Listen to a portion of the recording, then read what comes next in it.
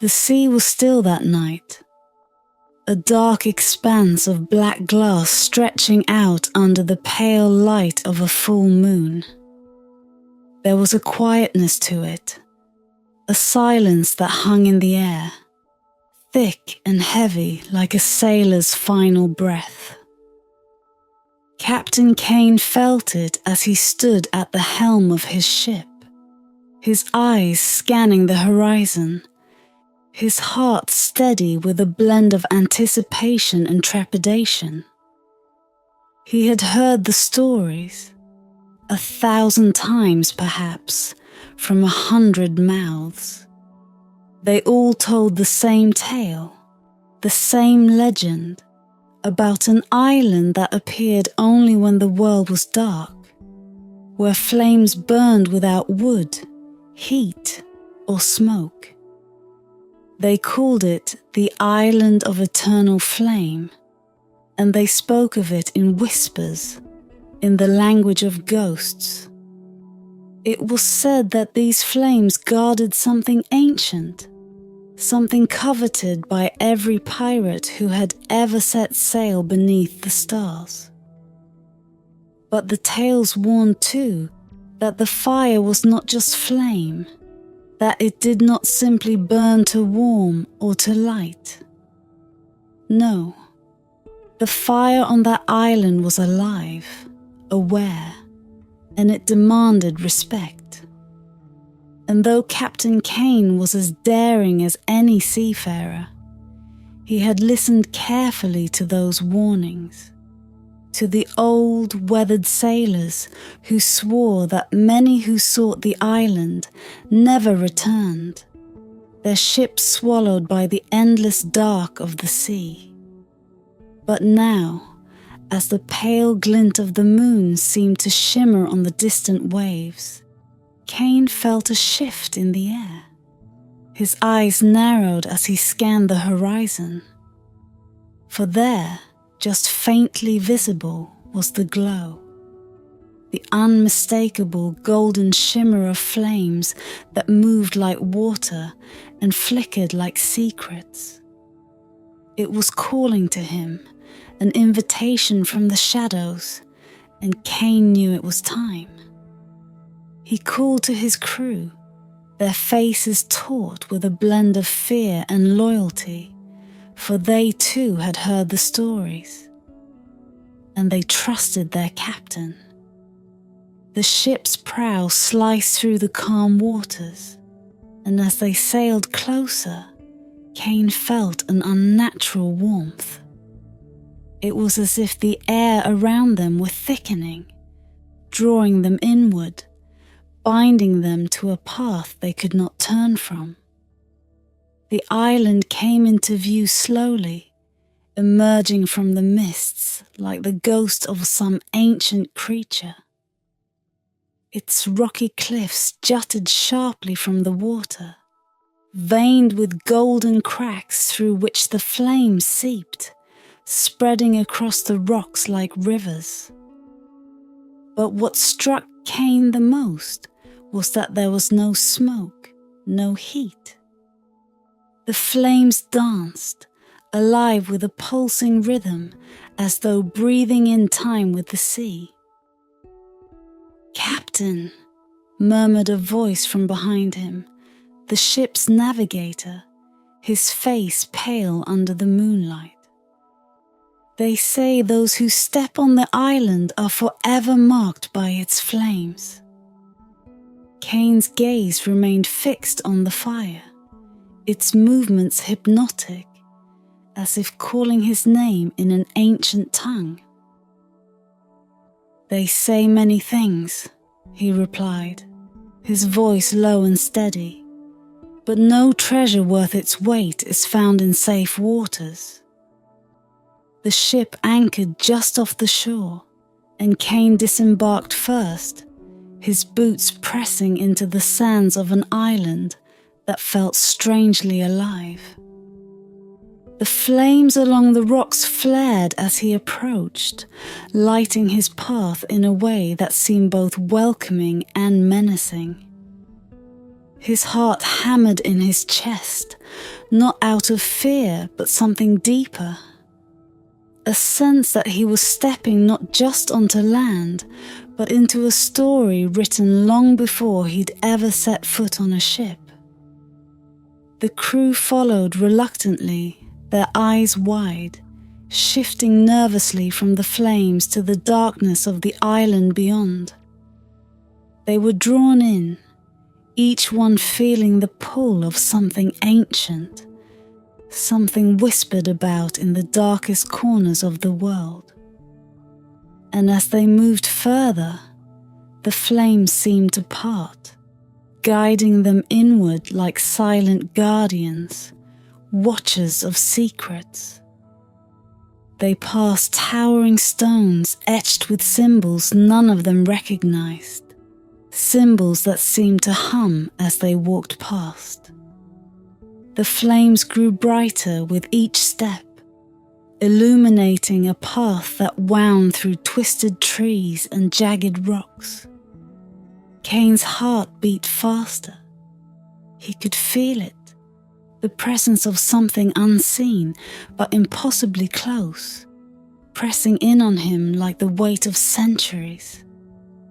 Then, as they reached the crest of a hill, the island spread out before them in all its ominous beauty.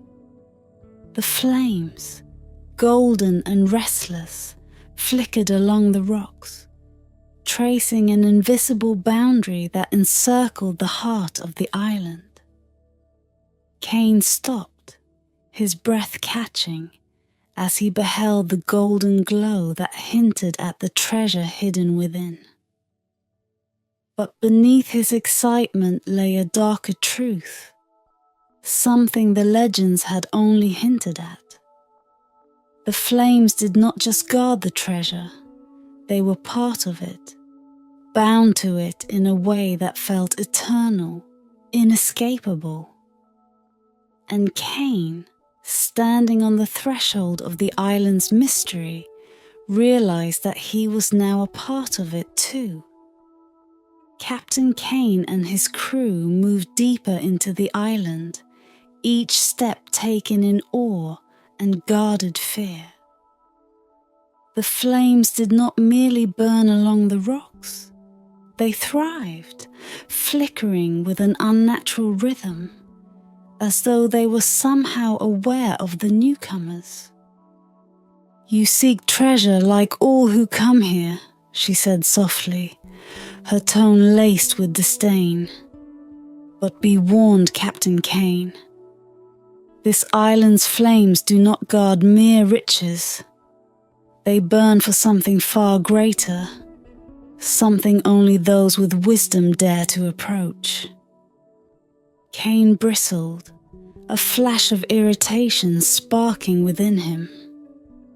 He had faced storms, survived battles, defied death itself.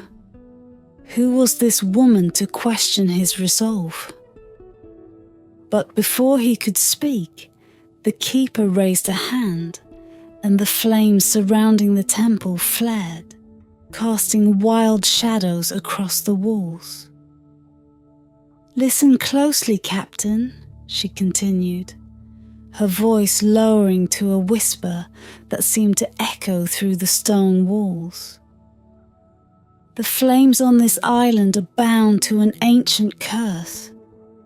They burn with the souls of those who sought what lay beyond them and lost themselves in the pursuit. Should you falter, they will claim you, and your spirit will become part of the fire, trapped here for all eternity." Kane felt a strange, twisting fear take root within him, but he buried it deep, unwilling to show weakness. "I am not afraid of your stories or your curses," he said defiantly. "I have come too far to turn back."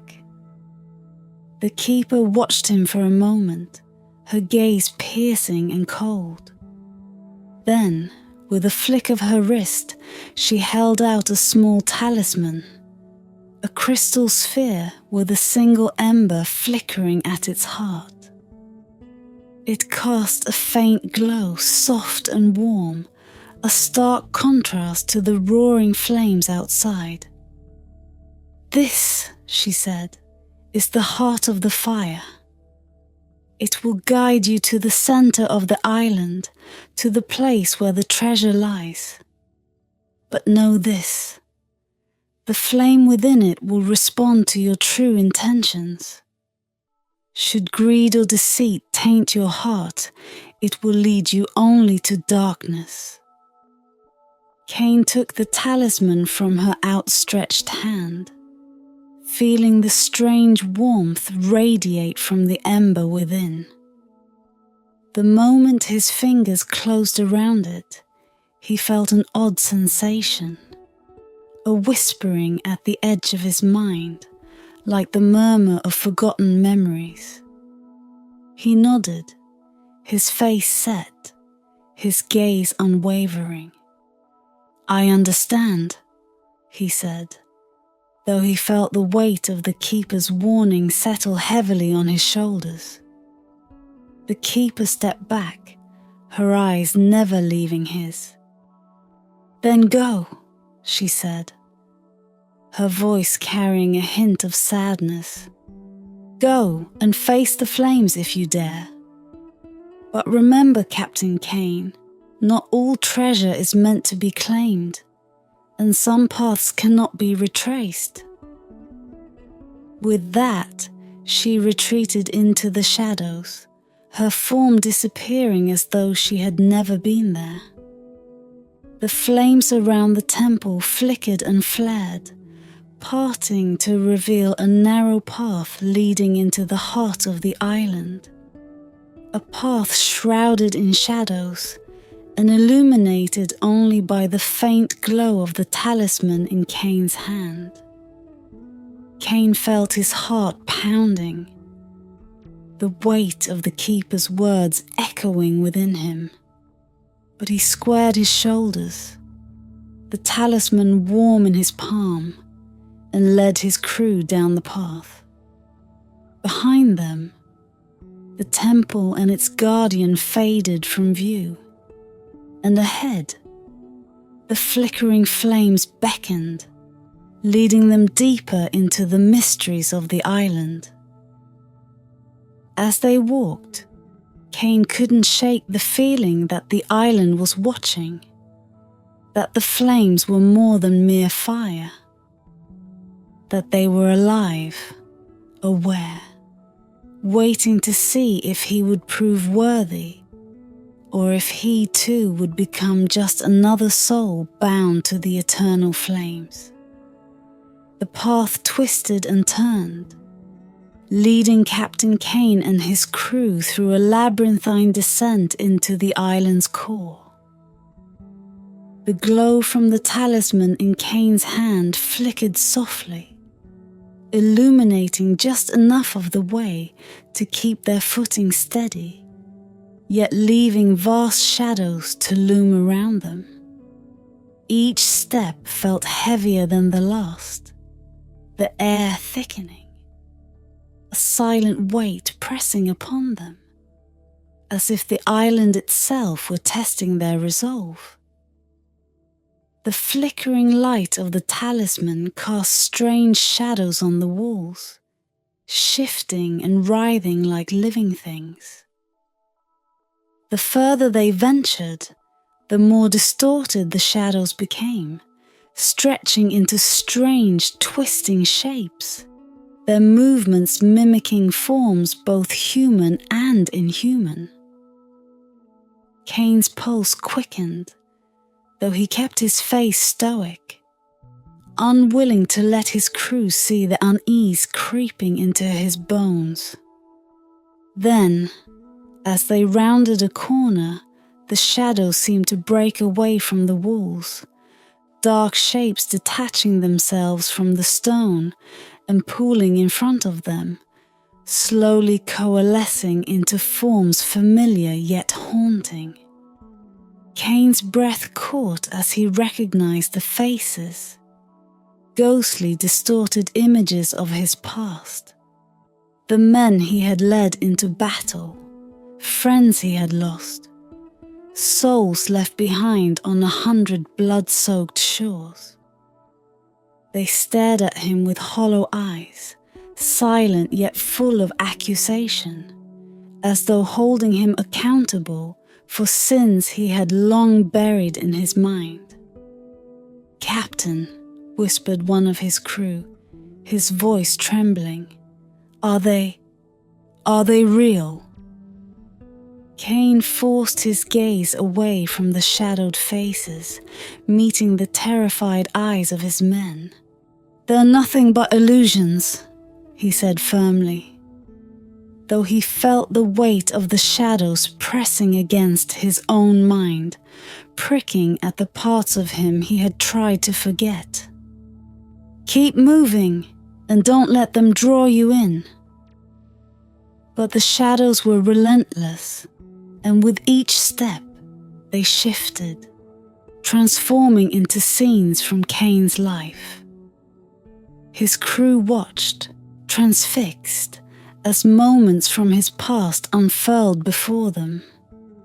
Decisions made in the heat of battle, moments of triumph laced with sacrifice, choices that haunted him in the quiet watches of the night. And yet, as they walked further, the shadows became darker, sharper, reflecting not just the battles he had fought, but the scars he had left, the souls he had taken, all laid bare before him in eerie, silent clarity.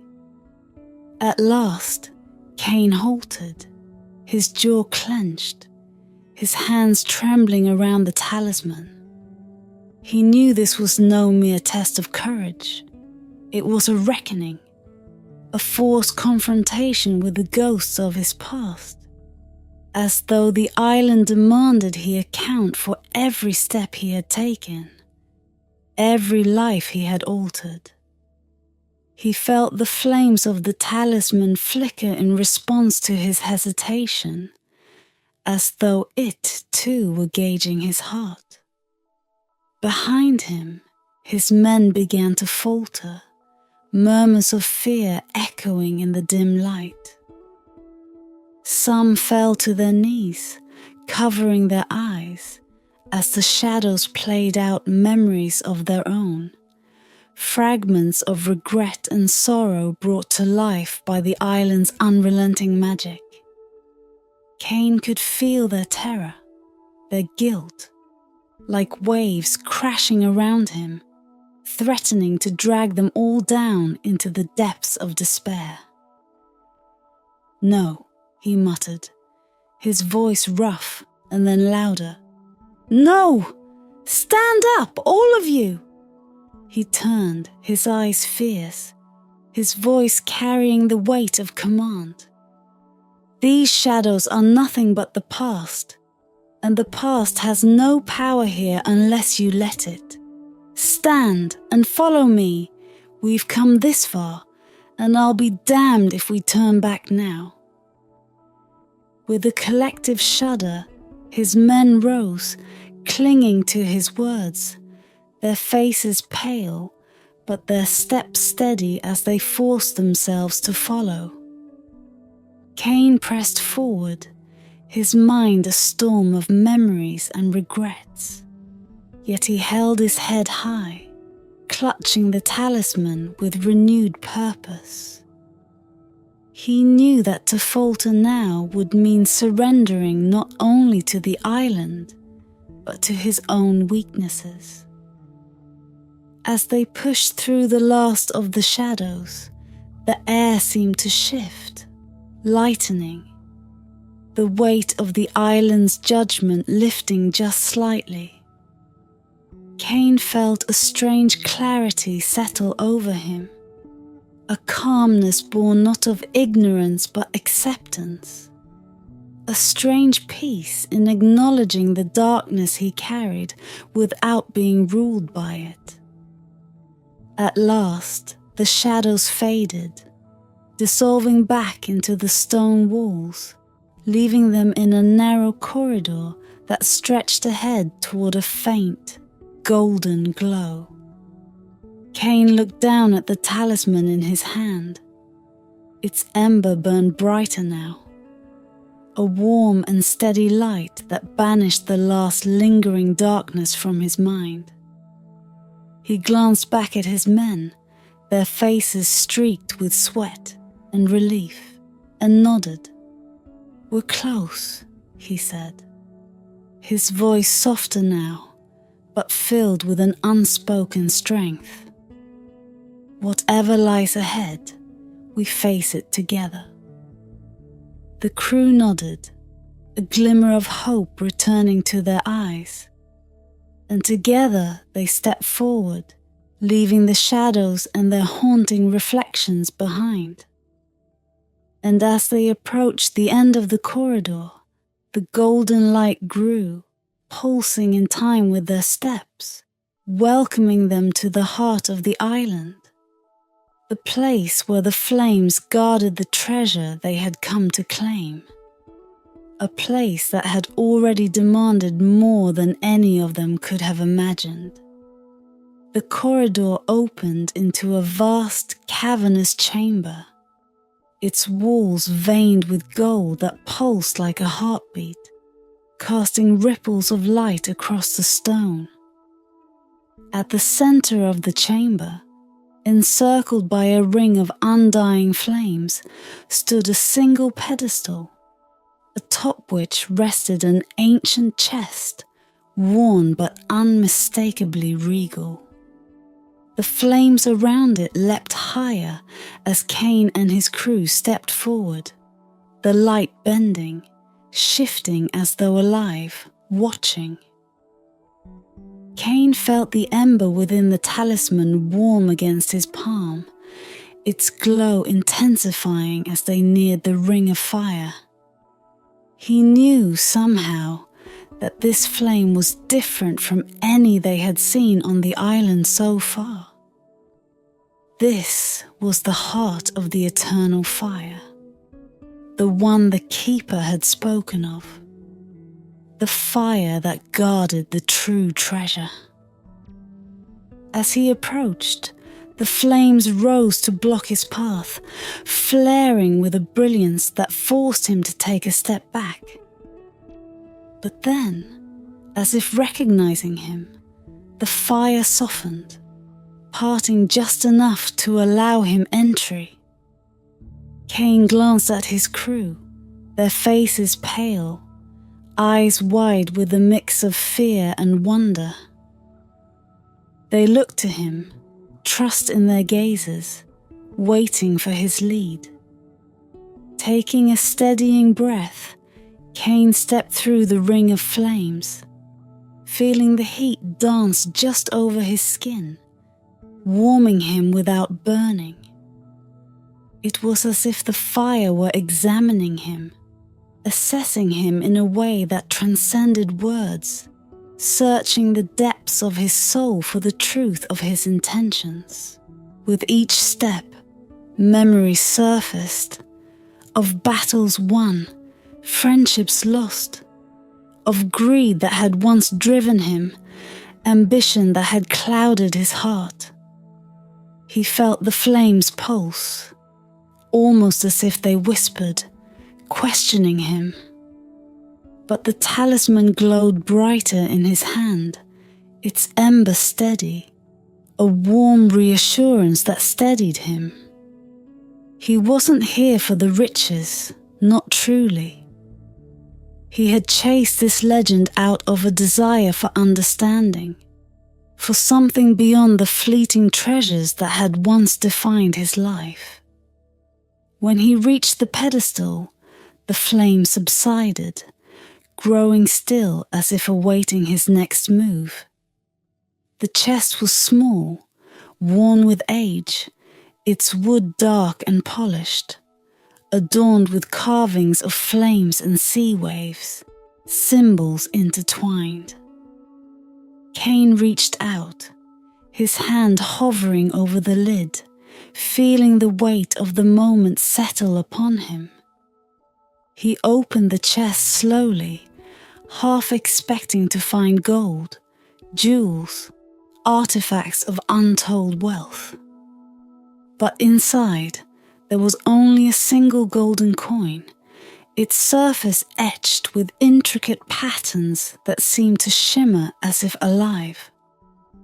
Kane felt a wave of emotion rush over him, a mixture of disappointment and awe. This was not the treasure he had imagined.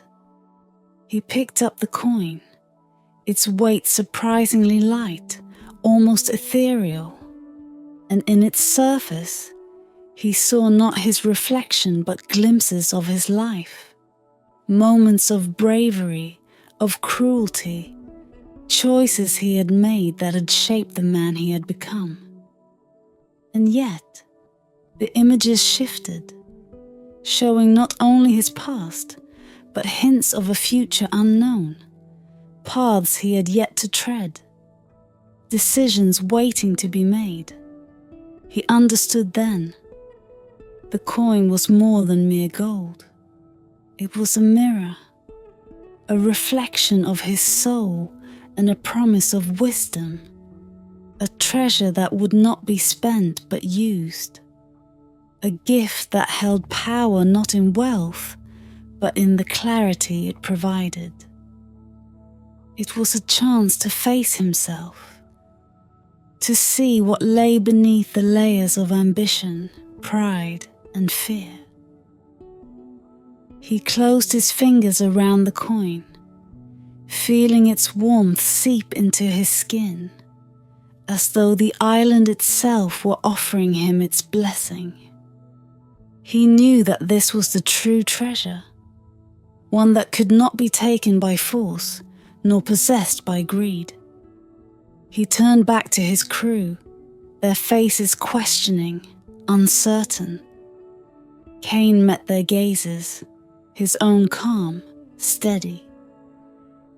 "We have what we came for," he said softly, holding up the coin for them to see. "It's not gold or jewels, but something far greater." The men watched him, and though a few looked disappointed, they nodded, sensing the gravity of the moment, the strange peace that had settled over their captain. They turned, leaving the chamber as the flames around them flickered gently, almost as if bidding them farewell. As they made their way back through the winding corridors, past the shadows and memories they had conquered, the island seemed to transform. The flames along the path dimmed, their once fierce intensity softening, as though releasing them from the island's hold.